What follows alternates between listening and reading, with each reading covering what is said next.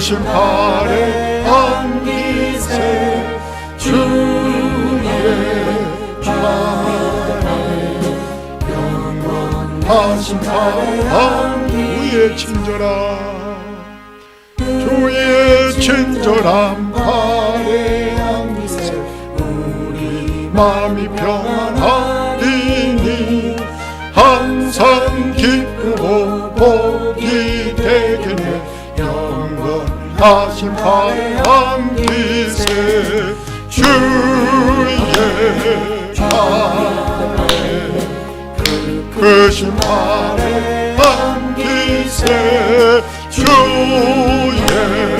팔에 영원하신 팔에 안기세 날이 갈수록 주의 사랑이 두루 광명하게 비치고 천성 가는 길 편리 가리니 영원하신 팔에 안기세 주의 팔에 그 크신 팔에 안기세 주의 팔에 영원하신 팔에 안기세 주의 보좌로 나갈 때에 기뻐 찬미 소리 외치고 겁과 두려움 없어지리니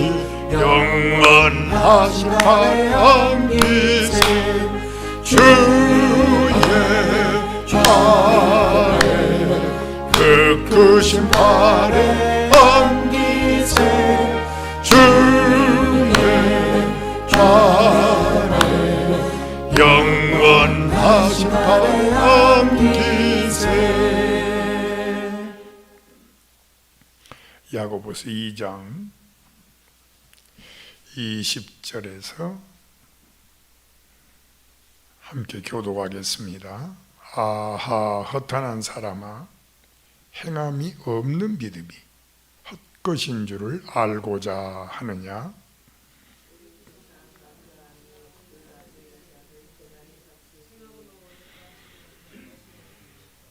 다 맞춰서 읽어주세요.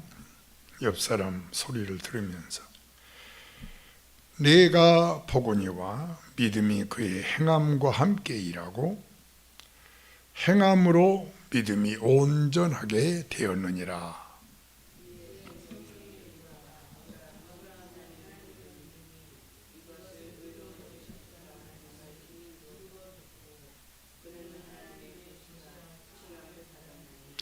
이러보건대 사람이 행함으로 의롭다 하심을 받고 믿음으로만은 아니니라.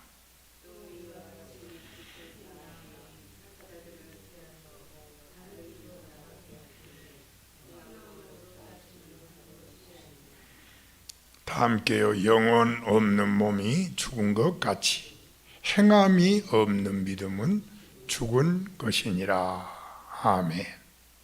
지난 시간에 이어서 오늘도 믿음과 행함에 대해서 말씀을 드리겠습니다. 2시간에 거쳐서 본문을 말씀드리는 것은 믿음과 행함이 야고보서에 있어서 핵심 부분이기 때문에 그러합니다. 지난 시간에는 거짓 믿음에 대해서 누누이 설명했습니다. 거짓 믿음. 어떤 믿음이었죠? 다 잊어버리셨나요? 바로 말로만 믿음이 있노라 하면서 행함이 없는 믿음을 거짓 믿음, 그러니까 지식뿐인 신앙은 아무런 의미가 없습니다. 자신을 구원하지도 못하고 다른 사람에게 덕을 끼치도 못하고 하나님께 영광을 돌리지도 못하고, 사실 우리가 열매 맺어야 된다고 요한복음 15장 8절에 말씀하셨는데 열매를 맺지도 못합니다. 죽은 믿음, 마지막 절에 행함이 없는 믿음은 죽은 믿음이 아무런 유익이 없습니다. 14절에도 16절에도 아무런 유익이 없다고 했어요. 따라합시다. 말로만 믿는 믿음. 그러니까 행함은 없고 말로만 믿는 믿음. 무슨 소용이 있느냐는 거지요. 벌벌 떠는 믿음도 그렇습니다. 귀신도 하나님 앞에서 떨지 않느냐. 하나님이 두렵기만 한 믿음은 믿음이 아니라는 거지요. 그런 사람 많다고 제가 예를 들었습니다. 행함이 따르지 않는 믿음은 아무 유익이 없다. 14절 16절에 그랬습니다. 죽은 믿음이다 라고 야고보가 누누이 말씀했습니다. 그래서 지난 시간에는 부정적인 면을 말씀했다면 오늘 새벽에는 긍정적인 면, 적극적인 면을 지금부터 말씀드리겠습니다. 참 믿음, 행함 믿는 믿음은 어떤 믿음이냐에 대해서 오늘 아침에도 저와 여러분이 은혜 받기를 바랍니다. 그냥 형식적으로 추상적으로 그냥 오늘 아침 말씀이니까 이런 차원을 넘어서야 됩니다. 자, 이것을 설명하기 위해서는 먼저 행함 없는 믿음의 개념을 좀 설명할 필요가 있겠지요. 행함이라는 열매를 맺지 못하는 믿음은 믿음이 아니라는 그런 의미입니다.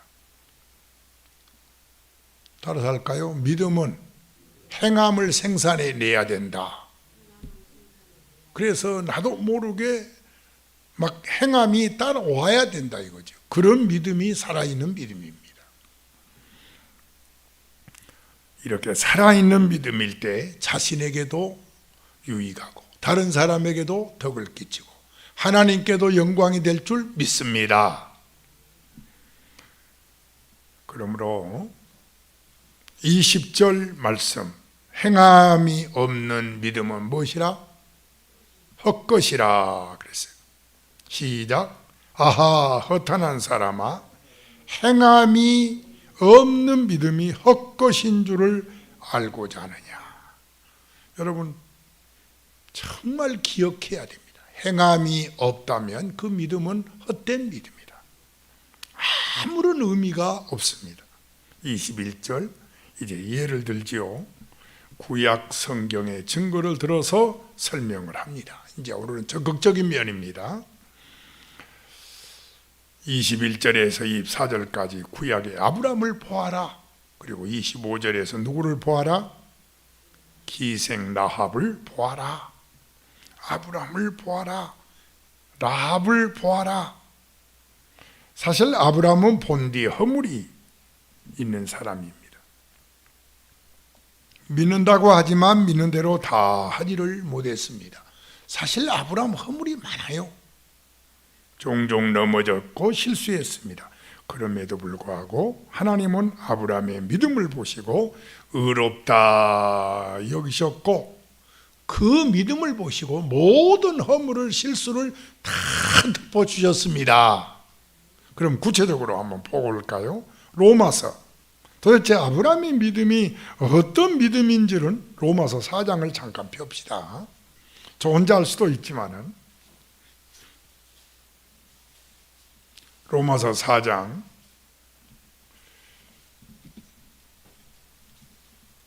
18절에서 22절까지입니다. 아브라함이 바랄 수 없는 중에 바라고 믿었으니 이는 내 후손이 이 같으리라 하신 말씀대로 많은 민족의 조상이 되게 하려 하심이라. 그가 100세나 되어 자기 몸에 죽은 것 같고 사라의 태가 죽은 것 같으면 알고도, 중요한 것이 알고도 믿음이 약해지지 아니하고 믿음이 없어 하나님의 약속을 의심하지 않고 믿음으로 견고해져서 하나님께 영광을 돌리며 약속하신 그걸 또한 능히 이루실 줄을 확신하였으니 그러므로 그것이 그에게 의로 여기셨느니라. 이거 하나 보시고 모든 실수와 허물을 다 덮어주셨습니다. 아브라함으로서는 적어도 3가지 큰 사건을 통해서 자신의 믿음을 확증했습니다. 여러분과 나도 하나님 앞에서 인정받는 그런 믿음이 될 때에 나도 유익하고 다른 사람도 유익하고 하나님께도 큰 영광 돌리는 저와 여러분이 꼭 됩시다.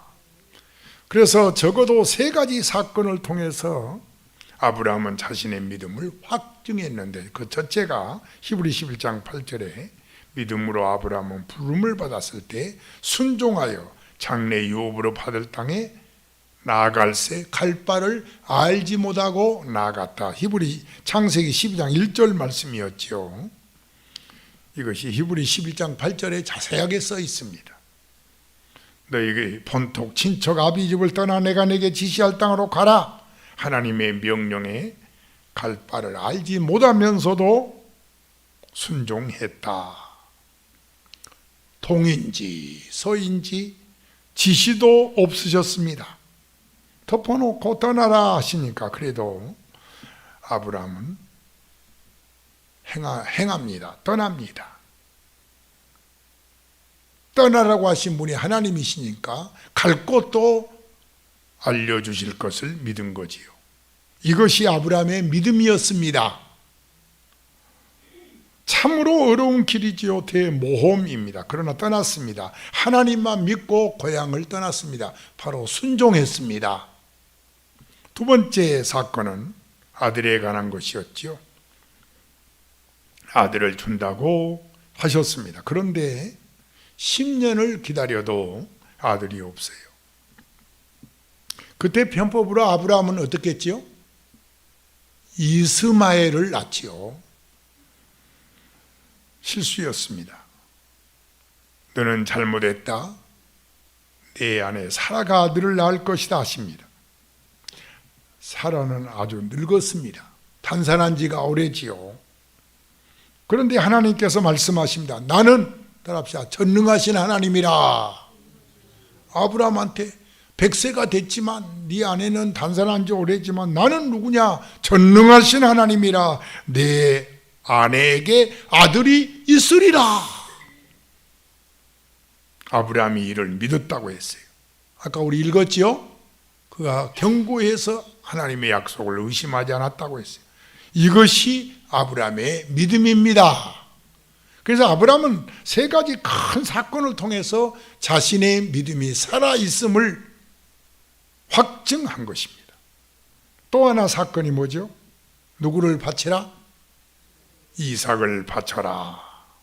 믿음으로 얻은 그 귀한 아들 이삭을 하나님께 바쳐라. 보통 사람으로는 할 수 없는 일이지요.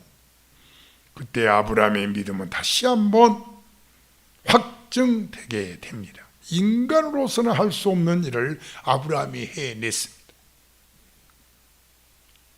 한마디로 아브라함의 믿음은 순종, 행함 그 자체입니다.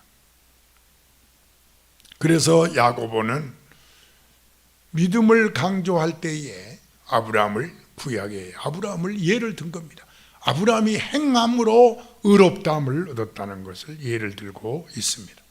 우리 21절에서 24절까지 읽겠습니다. 야고보 2장입니다. 시작이요.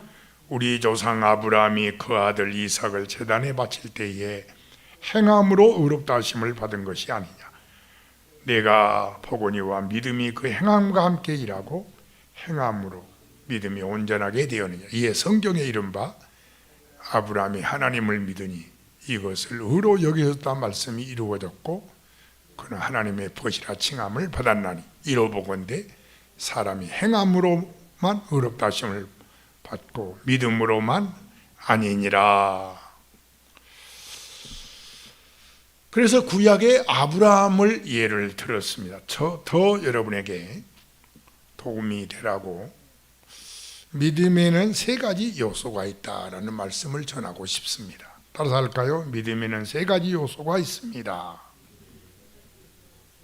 뭘까요?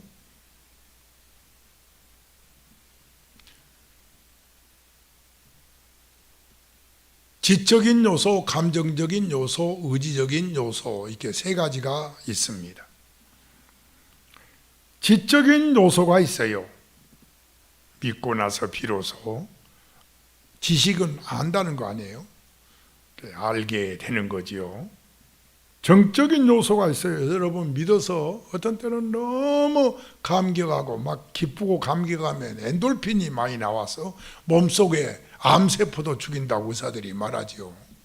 여러분, 오늘 아침에도 여러분의 마음에 기쁨이 샘솟기를 축원합니다. 그것이 많이 솟아오르면 음식도 맛있다고 그러잖아요. 거의 감정적 요소입니다. 하나님이 우리에게 그런 요소를 주셨어요. 짐승에게는 없는 지적인 요소 또는 감정적인 요소, 기쁨, 이런 행복, 마음의 평안, 이런 요소. 세 가지 요소가 있다고 했어요. 지적인 요소, 감정적 요소, 또 하나는 의지적인 요소. 해보세요. 의지적인 요소. 믿기 때문에 막 힘이 나는 거죠. 힘. 행동이 막 따라오는 거지요. 그걸 의지적인 요소라 그럽니다. 그런데 이 믿음의 3요소, 지적 요소, 정적 요소, 의지적인 요소가 동시에 딱 함께 역사하면 얼마나 좋겠어요. 뭐 두말할 것도 없이 좋지요. 그러나 그렇지 못하다는데 문제가 있습니다.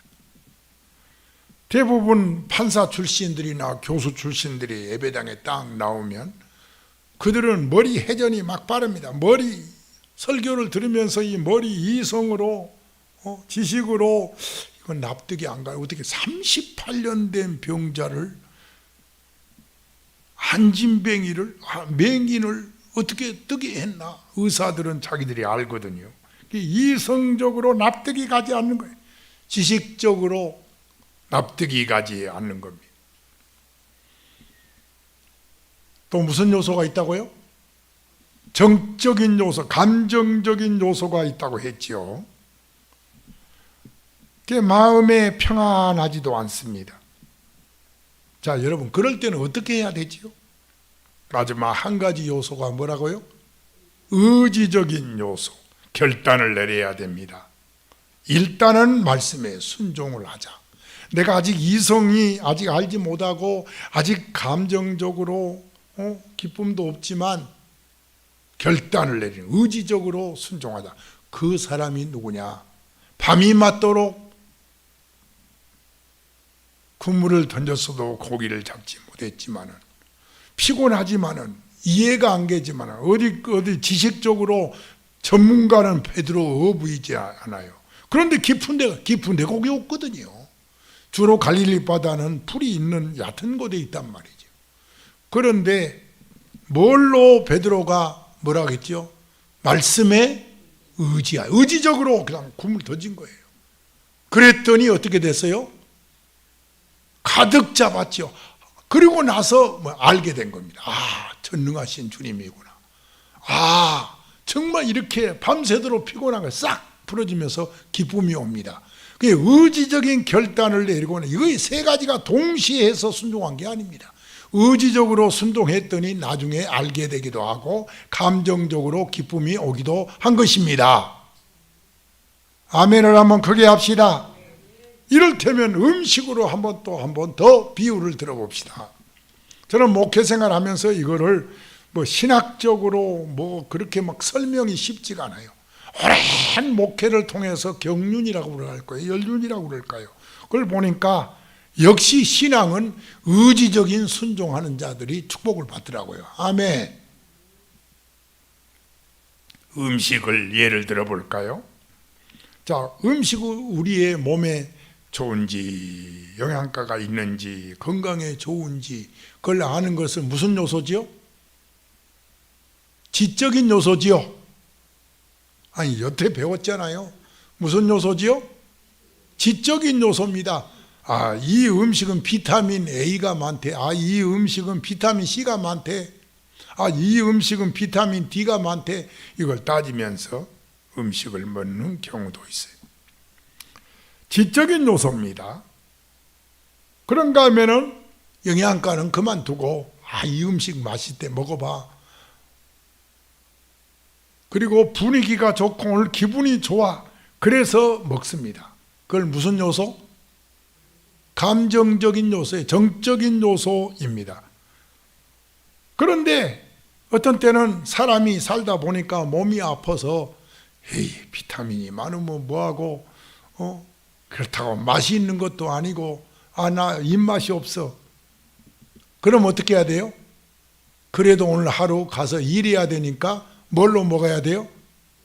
의지적으로 먹어야 돼요. 먹어야 일하니까. 입맛이 없지만 지식적으로도 이해가 안 되고 분위기도 뭐 없고 그러지만은 그냥 어머니가 정성을 다했으니까.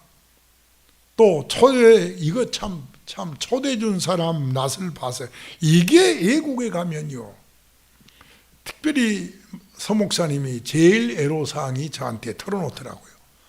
사실 선교지에 가서 제일 어려운 게 음식 대접할 때에, 현지에 가면 가난한 교회에서 한국에서 손님들이 왔다고 뭘 대접한단 말이죠.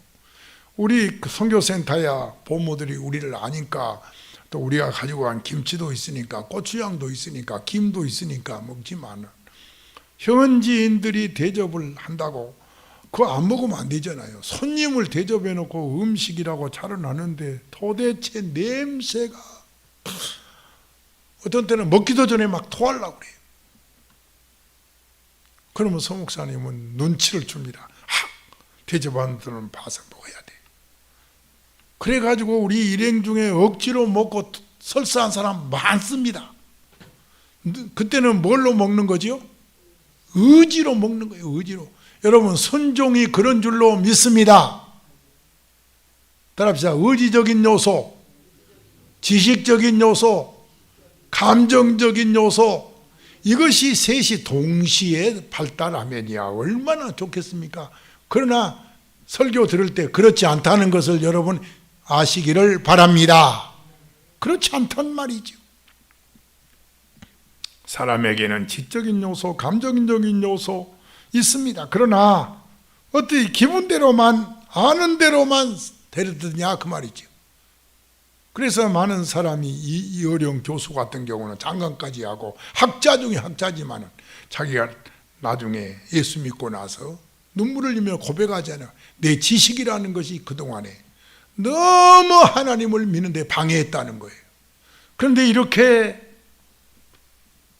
의지적으로 예수 믿고 나니 지식이 뭔지 너무 후회된다고 나중에는 그냥 아주 지금도 살아서 간증하고 다니잖아요. 예수님 살아계시다고. 할렐루야. 아멘 합시다. 얼마나 감사해요. 의지적으로 살아야 됩니다. 행동적으로 살아야 산 믿음입니다. 아브라함이 하나님의 말씀에 전적으로 의지적으로 순종했습니다. 납득이 돼서 이삭 드린 거 아니에요. 아멘 합시다. 그가 기뻐서 아들 이삭 바친 거 아니에요. 하나님이 바치라고 하니까 바친 겁니다. 하나님 말씀하시니까요. 그래서 때로는 새벽에 나올 때도 여러분이 아침에도 최권사님 기침을 봤어요. 참 여러분 기뻐서 새벽기도 나온 사람이 얼마나 되겠어요. 그러나 우리 예수님 새벽기도 하셨는데 나도 새벽기도 해야지 이렇게 의지적으로 하다 간절히 믿음을 나갈 때 어느 순간에 여러분에게는 기적이 일어날 줄 믿습니다. 순종하는 자가 되시기를 바랍니다. 엄마는 자녀를 만나자마자 일찍 자고 일찍 일어나 공부해. 어떻습니까? 어느 거 하나 처음부터 하고 싶어서 기뻐서 하는 것이 있다 없다? 없어요. 그런데 어머니가 말씀하니까, 어머니가 나를 사랑해서 하는 말씀이니까 그냥 믿고 억지로 순종했더니 나중에 어른 됐을 때 잘했다 그러잖아요. 모든이 지가 그런 줄로 믿습니다. 그래서 억지로 선행하는 것 괜찮습니다. 많은 사람 미국으로 이민 갔던 어느 장로님 간증책 지금도 생각납니다. 자기가 한국에 있을 때 명색이 장로지만 온전한 11조 못했는데 미국 가서 이민 가서 새로운 각오로 온전한 11조 줬더니 눈물 매달 감격이 오고 눈물이 나오고 이제 은혜가 뭔지 알겠더라고. 그런 책을 읽은 적이 있습니다. 억지로라도 11조 헌금하는 거 괜찮습니다. 하고 난 다음에 보면은 일생을 살고 나서 보면은 참 잘했다 하는 것이 그것밖에 없대요. 다른 거 다 없는데 하나님께 바친 것만 남았구나, 참 잘했구나 그런데요. 우리 빌립보 1장 12절 읽고 마치겠습니다. 시간이 다 됐으니까요. 아침에 여러분 열심히 설교 들어주셔서 감사하고요. 사실 새벽에 이렇게 열심히 설교 듣는 거 어려운 거예요. 잠자다가 나왔기 때문에 졸리게 돼 있다고요. 자, 빌립보 1장 12절에 형제들아, 시작. 내가 당한 일에 도리어 복음의 진보가 된 줄을 너희가 알기를 원하노라. 내가 당한 일이 뭐지요? 사도 바울이 하는 말이에요. 내가 당한 일을 도리어 뭐가 됐다고요? 내가 당한 일은 뭐고 복음의 진보가 됐다는데 뭔 말이에요? 너희가 알았으면 좋겠다. 빌립보 교인들한테 하는 말이에요. 내가 당한 일이 뭐지요? 감옥에 갇힌 일이죠. 아니, 복음 전하는데 왜 감옥에 갇혀요? 내가 왜 감옥에 갇혀야 하는지 모르는 거예요. 바울이 항상 기뻐하라고 했지만 그의 삶을 보면 기쁜 일이 별로 없어요. 그런데 바울의 주특기가 뭐예요? 항상 기뻐하라, 쉬지 말고 기도하라, 범사에 감사하라. 나는 내가 당한 일을, 그것이 오히려 도리어 복음의 진보가 된 것을 너희가 알기를 원하노라. 감옥에 갇히는데 특별히 2년, 사도행전에 보면 2년 동안을 갇히는데 그때 한참 복음을 전하다가 갇혔잖아요. 바울은 개인적으로 무척이나 속이 상했을 것 같아요. 기뻐했겠어요? 내가 왜 감옥에서 이렇게 2년이나 재판도 없이 있어야 되나? 무척이나 속이 상했을 건데 나중에 이해 없이 기쁨 없이 그저 하나님 사랑합니다, 그 마음으로. 그래서 우리의 행함은요, 하나님을 사랑함으로 오는 행함입니다. 의지적으로 하나님 나를 사랑한 줄 믿습니다 하고 바울이 견디어 냈습니다. 그랬더니 어떻게 됐어요? 로마를 복음으로 변화시키려고 나를 보냈구나 하는 걸 나중에 알게 됩니다. 아멘. 그 지식은 나중이었어요. 견디어냈더니, 의지적으로 순종했더니 나중에 기쁨이 오고, 그래서 빌립보 교인들한테 주 안에서 기뻐해라 그런 줄로 믿습니다. 현재는 어려움이 있어도 나중에는 바울이 너무 기뻐한 거예요. 하나님이 이런 일을 이렇게 계획하셨구나 알게 되고 기뻐하게 되었습니다. 믿음과 행함이 함께하는 온전한 믿음을 가는 우리 초대교회가 되기를 주의 이름으로 축원합니다. 이 방송을 듣는 성도들은 설교도 많이 들었고 신앙생활 10년, 20년, 30년 생활했겠지만 다시 한번 야고보서를 통해서 믿음이 뭐고 행함이 뭔지, 행함이 없는 믿음은 죽은 믿음이다, 아무런 역사가 일어나지 않는다, 나한테도 역사가 일어나고 다른 사람에게 덕도 되지 않고 하나님께 영광도 돌리지 못하는 그런 죽은 믿음이 아니라 항상 살아있는 믿음으로 하나님께 영광 돌리기를 축복합니다. 449장입니다.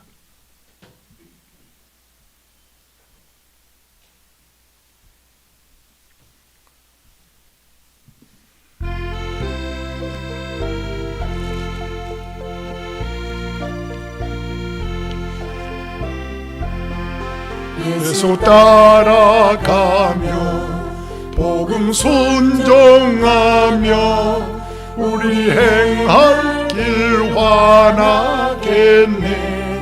주를 의지하며 순종하는 자를 주가 늘 함께 하시리라.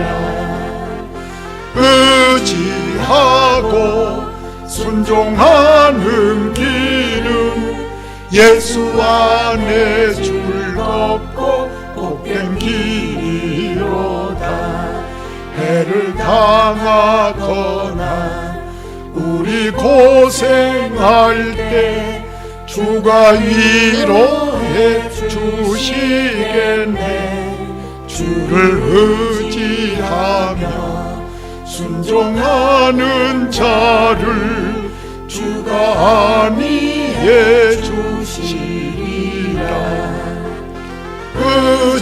의지하고 순종하는 길은 예수 안에 즐겁고 복된 길이로다. 남의 짐 슬픔이로 하면 슬픔이로 하며 주가 상급을 주시겠네. 주를 의지하며 순종하는 자를 항상 쭉 내려 주사네. 의지하고 순종하는 길은 예수 안에 즐겁고 복된 길이로다. 우리 받은 것을 주께 다 드리며 우리 기쁨이 넘치겠네. 주를 의지하며 순종하는 자를 은혜 풍성케 하시리라. 아멘. 의지하고 순종하는 길은 예수 안에 즐겁고 복된 길이로다. 주를 힘입어서 말씀 잘 배우고 주를 모시고 주를 의지하며 항상 순종합시다. 순종하며 주가 사랑해 주시리라. 아멘. 의지하고 순종하는 길은 예수 안에 즐겁고 복된 길이로다. 아멘. 하나님 아버지, 행함이 있는 참 믿음 갖기를 원합니다. 그래야 나 자신도 이웃에게 덕도 주고 그리고 하나님께 영광도 돌리고 열매도 많이 맺는 삶을 살 줄로 믿습니다. 행함이 없는 믿음은 헛것이고 죽은 믿음인 줄 알고 믿음과 행함이 함께하는 온전한 믿음으로 살게 인도하여 주옵소서. 예수님의 이름으로 기도드립니다. 아멘.